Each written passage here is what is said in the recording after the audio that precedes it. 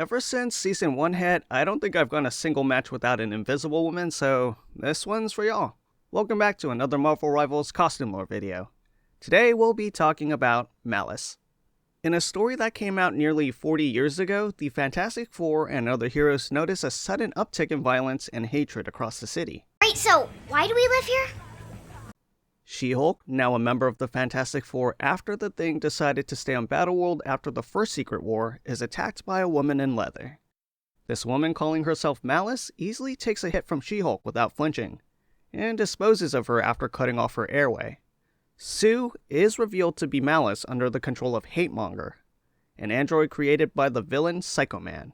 As his name implies, Hate-Monger was capable of bringing out the hate in people, as you can see here in these panels, including one where Daredevil gets punched by a little old lady he saves, and is called a honky, which I just found out is a derogatory term. Malice would go on to defeat the Human Torch just as easily as she did She-Hulk, by snuffing out the oxygen in his flames. And fire needs oxygen in order to burn. The more you know. Anyways, Reed theorizes that he can overload Malice's hatred for Sue to regain control, which he does by berating her and smacking her around a bit. Which does end up working. They would go on to defeat both the Hate-Monger and Psycho Man, and this is a fun fact, at the end of this arc, this is where Sue declares herself as Invisible Woman, as she had been going by Invisible Girl since her first appearance. Sue's dark alter ego Malice, as it turns out, wasn't fully gone, and in the Infinity War she returns and tries to take over the Invisible Woman's mind.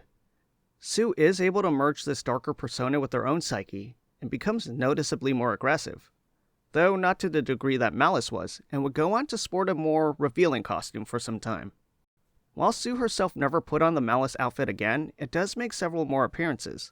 An alternate reality version of Franklin, Sue and Reed's son, going by Psylord, uses his power to enter Sue's mind, and he's met there by Malice in her original appearance, who possesses him.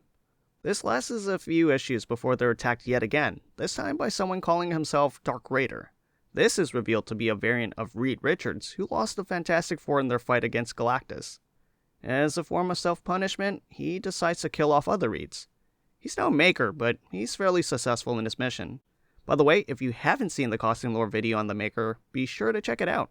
Psylord and Invisible Woman are able to combine their powers and transfer Malice over to Dark Raider, and she can be seen during this transfer.